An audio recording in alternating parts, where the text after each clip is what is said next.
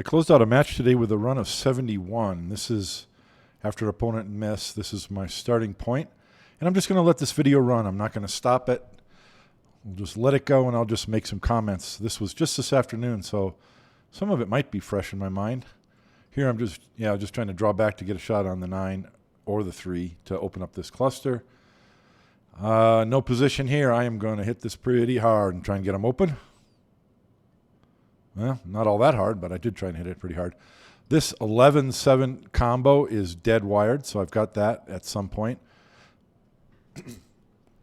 Apologize for the focus if the focus drops out. I did forget to lock the focus again. I have a half a pocket for this 9, and I want to knock the 10 up because obviously I've got 2 break shots. Now maybe I've got 2 balls to use as key balls, or it might be better to preserve a ball on the bottom rail to come around as a key ball. Or either the 3 or the 2 can be a key ball for the other one. So I've got lots of options. I want to bring the cue ball right onto the bottom rail so I can see the 14 past this stripe. And now I just want to come up and shoot this. This is just going back and forth, left pocket, right pocket, left pocket, right pocket. That kind of thing happens a lot in straight pool. Now I want the cue ball to stay low. I think about this for a minute before I shoot. I want the cue ball to stay low because then I just roll this 15 in and come this way. Maybe get on the 5, maybe get on one of these. There's lots of ways to finish these balls off. And I actually got too much angle. My cue ball is going to hit the 3. So instead, I'm trying to draw the cue ball straight up here for this 5 ball. I don't want to touch the 10 or the 8. And didn't quite get that right, but easy shot on the 5. And I've got an angle, and I'm just trying to draw back here. I'm going to have the 8 or the 10 or the 6 to shoot next.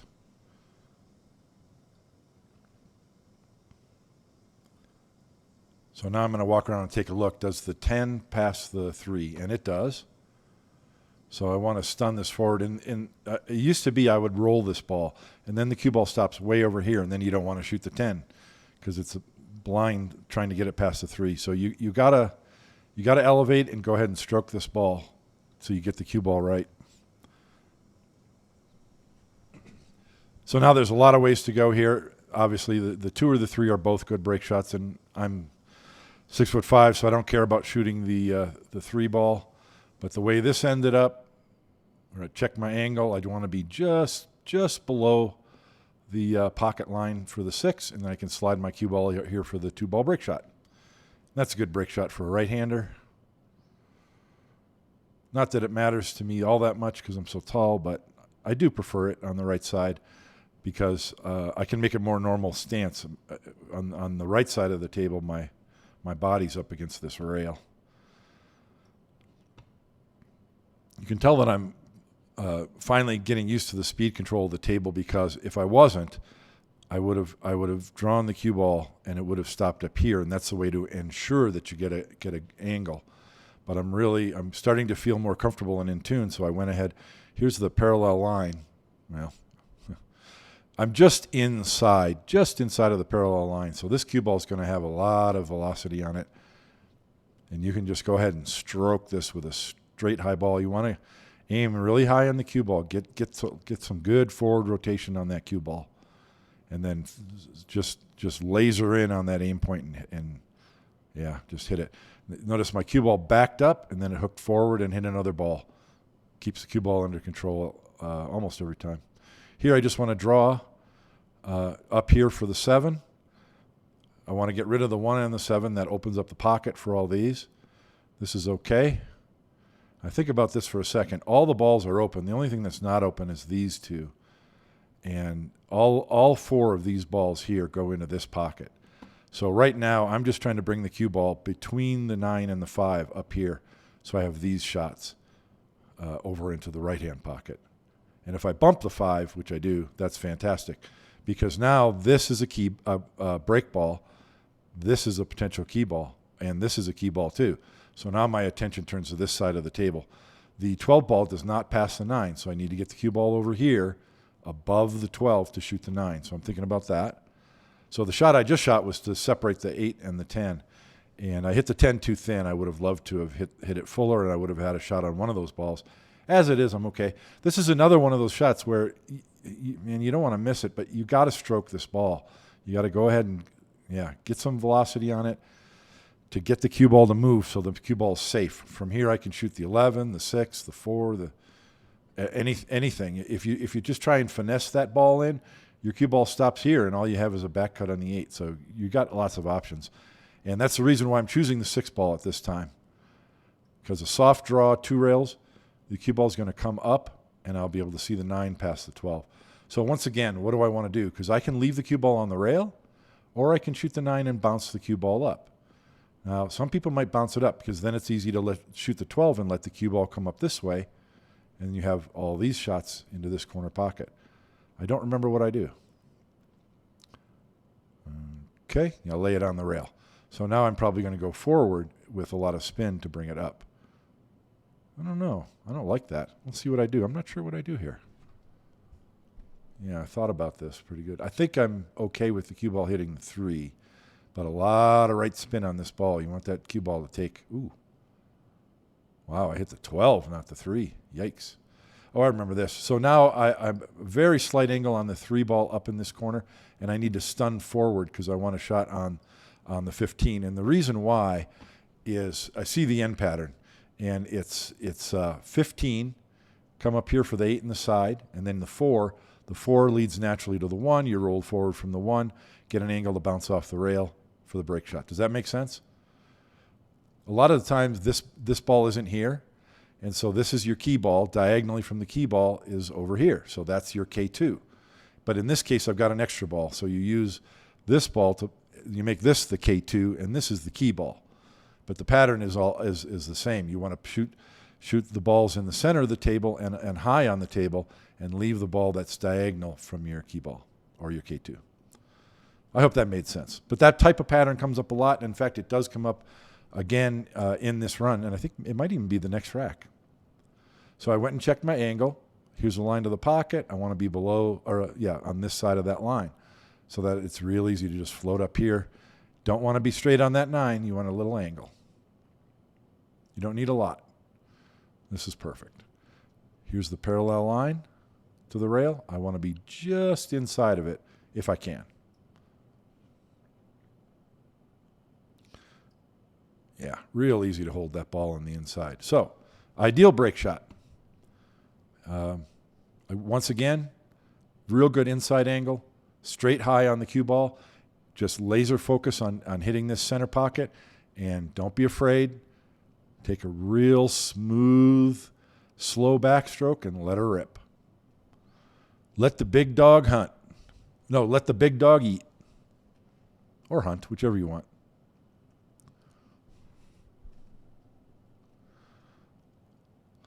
Notice what I did. I walked over here behind the shot and looked at it, and then I come over behind the aim line, and I stand upright and I visualize the shot. I visualize it happening.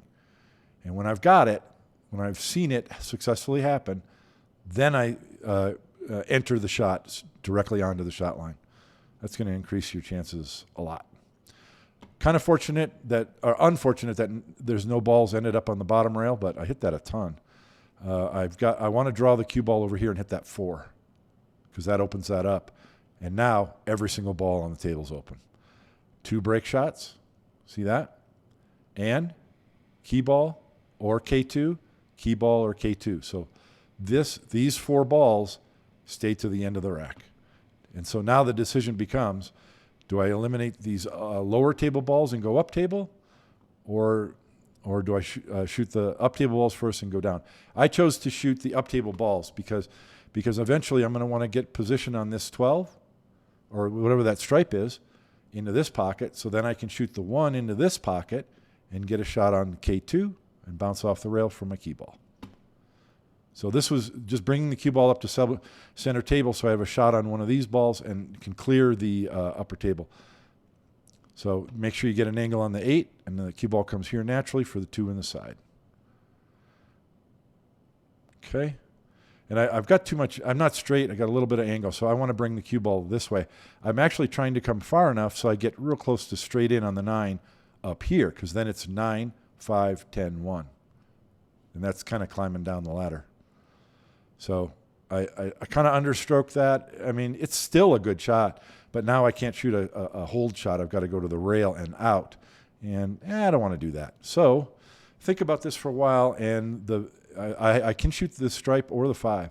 And what I think about is here's the line to the pocket, side pocket for the 9. So this is natural, and it's one rail position. You always want to choose simple routes. So I can stun this, go to the rail, and I'm going to be above the line to the 9. And then that's going to lead naturally back down to the 10. So that's why I choose that shot. Now I come over and look. Here's the shot line to the 10. Okay? So I want to be on the line or just a hair past it. Then it's easy to either stop the cue ball or just go to the rail and get real good on that 1. These are the types of things you got to do. And if you pay attention when you watch the pros play, they do it. They do it real quick, but they're walking. They always walking and looking at their angles before they shoot. So this is ideal. And it looks a little bit different, but this is the same pattern as the last rack. A ball into the bottom right for a ball into the bottom left to play position for the side pocket to play position for your K2 ball. Now I could use this 3 ball as the K2 and just get an angle to bounce off the rail or something and use this as the key ball. That's fine if you choose to do that. The 4 ball is just a little bit high, but it's a very good break ball. I choose the 3 because I think it's far enough from the rack that I'm still going to have the same situation. I'm going to get an inside angle and be able to hit it good. Now this one, you don't want to understroke this. Yeah, because if you end up with this angle, now you got to send the cue ball all the way over the side rail and back, and you're shooting 9 ball, not straight pool. So you gotta make sure you get the right angle. You get the right angle. Look how simple it is. Straight pool is all about making sure you get just right, or on the right side of the shot line, of the line to the pocket. So this is the third break shot. Nice healthy inside angle. Don't have to do anything with the cue ball. Just aim at the very top of the cue ball. Laser focus on center pocket, and let the big dog hunt. Cue ball should hit the rack, bounce to center table, and then curve. Either curve and stop or curve to the side rail. One of the two. I don't care which. All my focus is on object ball in the pocket.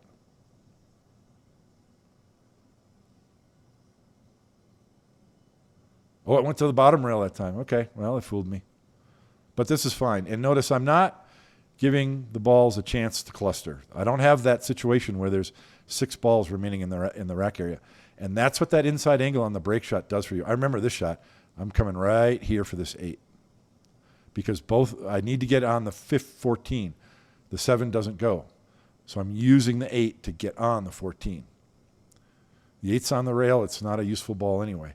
And boy, I'm really tuned into the speed. You can tell because I got just a slight angle on the 8 so I can bounce off the rail and get on that 14.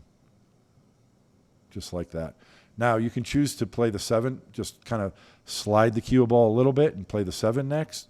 And I'm checking the rack. Yeah. So the 12 is a really high break shot, and the 10 is kind of where the 3 was, but on the other side of the rack. So right now I'm committing to the 10. And I don't remember if I hold for the 7 or if I bring the cue ball way up here. Yeah, I'm holding for the 7. Okay. So now I've got this angle on the 7 to go to this rail and out. I like coming all the way past the 1 for the 2 because the 2 leads naturally to this stripe in the side. That's the whole reason. You want those simple positional routes. Ooh, I hit that really soft. Oh, I remember this. I was playing this ball in this corner pocket, but I didn't look, and it doesn't go. So I really screwed myself because the 4 doesn't go. My easiest shot right now is this one on the side, and the 1 ball is just a little bit above the pocket. So you got to cut it and spin it because the cue ball is going to go here, and you need that right English to bring the cue ball straight back down. It's a delicate shot, and you're going to miss this shot if you flinch. So you got to remind yourself to just stay still. And right there, I don't care. I would have preferred the cue ball to stop here so I can shoot the 2, go 2-15-4 or something. But I'm going to sacrifice really good position to make sure I make that 1 ball. Don't get too fidgety with that. Now, I think here I'm holding for the 10. Yeah. There's nothing wrong with shooting that and bouncing out here. Then you can go 5-10 and then come around. Oh, I wasn't? Oh, okay. Fooled myself. I thought I was going to shoot the 10 right there. Oh, no, the 10's my break shot. I'm sorry. Okay. So now I'm going to the up table balls. And I think I'm feeling a little nervous because I rolled that. I shouldn't have rolled it. I should have stunned the cue ball in this direction. So I had an easy 215. Yeah, this is what happens sometimes. It's not that I'm nervous. You're used to getting the cue ball perfect, and then it doesn't go perfect, and now you got to scramble. So this doesn't look like it, but I'm scrambling because now I can't hold the 2-ball. So I wanted to get close to straight in. Oh, slap the rail. And that's showing my anger. Don't want to do that. You need to keep that. You need to not get angry. This is going to happen. The last thing you want to do is play position to put the cue ball frozen to the rail with the wrong angle. But it's what I did. So now I'm just going to bear down and go 3 rails around and try and get back to center table. This is really missable. You just got to stay still and let her rip. So I'm still out of line. I did not get back to center table. And I remember this because I have an angle on the 4 in the corner, and I can stun the cue ball here and out, and then I'll have a shot on the 12. That's a very workable shot, and another day I might shoot that.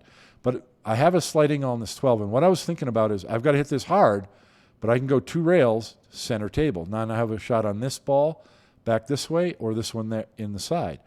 And what I finally decide is, no, I need to play specific position, not general position, So what I decide is I have a very slight angle, and I'm going to hit this pretty firm, and I don't need to hit it firm enough to come all the way back out to center table because 2 rails here gives me this ball in this side pocket.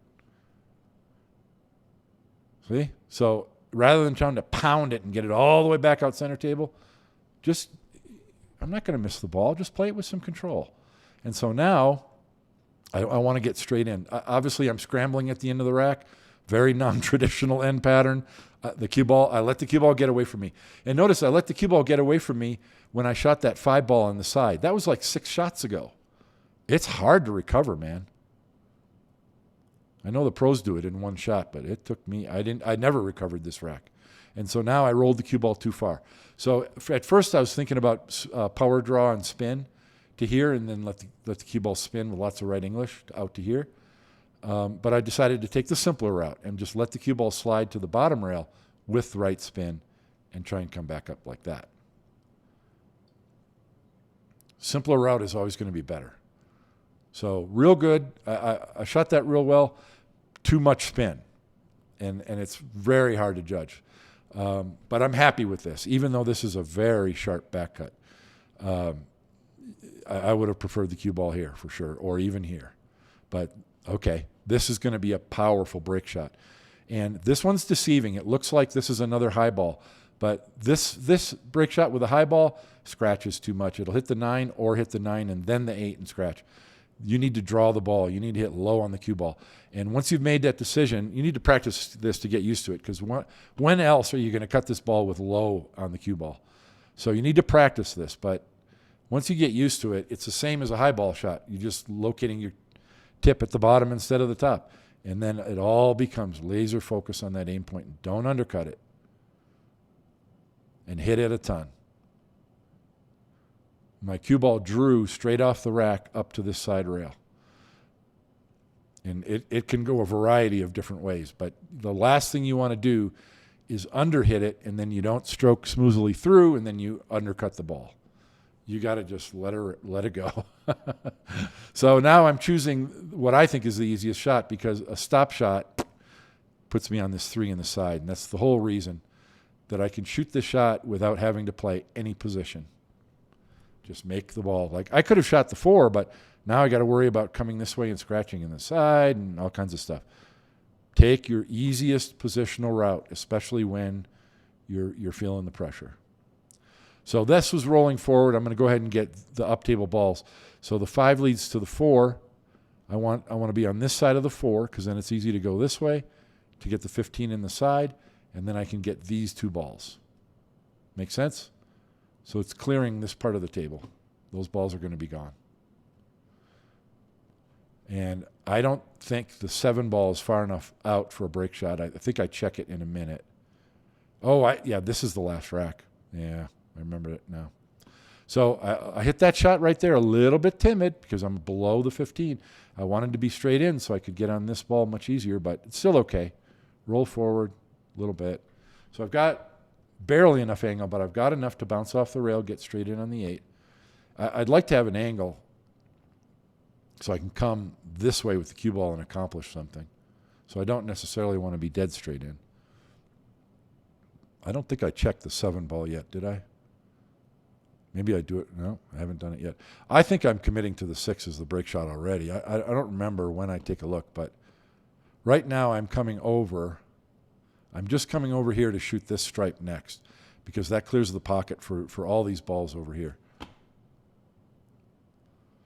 And again, I'm starting to feel a little pressure, and I'm starting to hit balls a little bit timidly. That's more angle than I wanted. It's still okay. I can cut this ball and come over here, shoot the 6. But now I'm checking the rack. Yeah, should have checked it sooner. So the 7 ball is in the rack. I can't use it as a break shot. And the 1 ball I have a half a pocket past the 6. So I choose the 1 because I'm going to break the rack with the 6. That means that this is my key ball for the 6. I need the cue ball to be down here to cut the 6 ball and open the rack. I can hit the corner of the rack off that 6. So I'm coming down for the 11. I want to get the cue ball right on the rail. Good, because if it's on the rail, it's real easy for the cue ball to go this way, no matter what I decide to play position on. What did I just look at? I just looked at the 6. Yeah. You can't shoot the 6. That's your break ball, Bob. I don't remember what I do here. Oh, I'm playing position for this ball. So I need to get above the 6, and then the cue ball will have an angle to come this way. Yeah, just make sure you get above the 6. Now I can draw the cue ball softly into this ball. And I was thinking about, oh, man, if I hit the edge, it'll come over here and I'll have a break shot. No, that's too much. Your cue ball can get away from you. So I'm gonna pocket this ball and let the cue ball hit this ball softly, because then I'll have a shot on either the 7 or this stripe, and hopefully I'll have a shot on the ball that I nudge, and I can go, if that's the 10, I can go 10, 7, 9 to get on my break shot. Now, this is a low percentage break shot, so I'm a little worried about it below the rack. Ooh, I did hit the edge of it. Yikes. Okay, but I hit it far enough that that this stripe goes past that 9. So now I can just, oh, no, I didn't. I guess I did not. I got to shoot the 9, and I'm playing position for this 12 back in the side. And so once again, a little bit nervous and understroked it. And I'm like, oh, crap. So I can roll this in softly, and then the cue ball is going to be up here. Boy, you don't want to shoot a shot where you're hitting it so tentative. So then I'm thinking, okay, stroke it in, let the cue ball go to the head rail and back down with a little left English. That can be really hard to get right on the 7. So I'm going to go ahead and shoot the hardest shot, which is draw to the rail and out. And that's the correct shot. You can't be nervous of that side pocket. Go ahead and aim for the center of the pocket and stroke it in. So let me mark this. That's where I need my cue ball. I want it below the rack. If it goes a little bit farther, I'm fine, but you don't want to be short. And so you can guess what happens. I get short.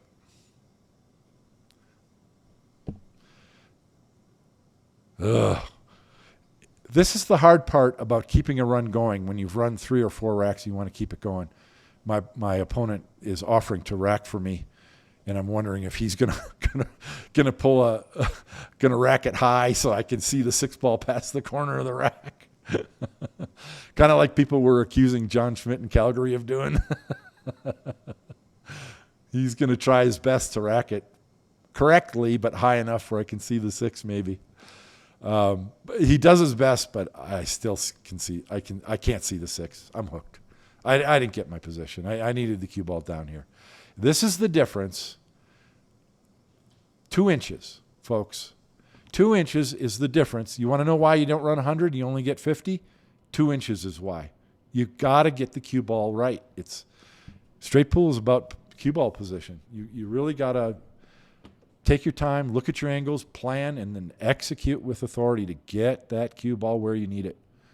Okay, anyway, so I don't have a shot on the 6. I can see like 3/4 of it, so I need to shoot a masse to try and make the 6. And the cue ball will hit the corner of the rack, but there's no opening the rack. You just hope you can knock one ball loose and get something. Honestly, I'm hoping to even make the ball. This is a real low percentage.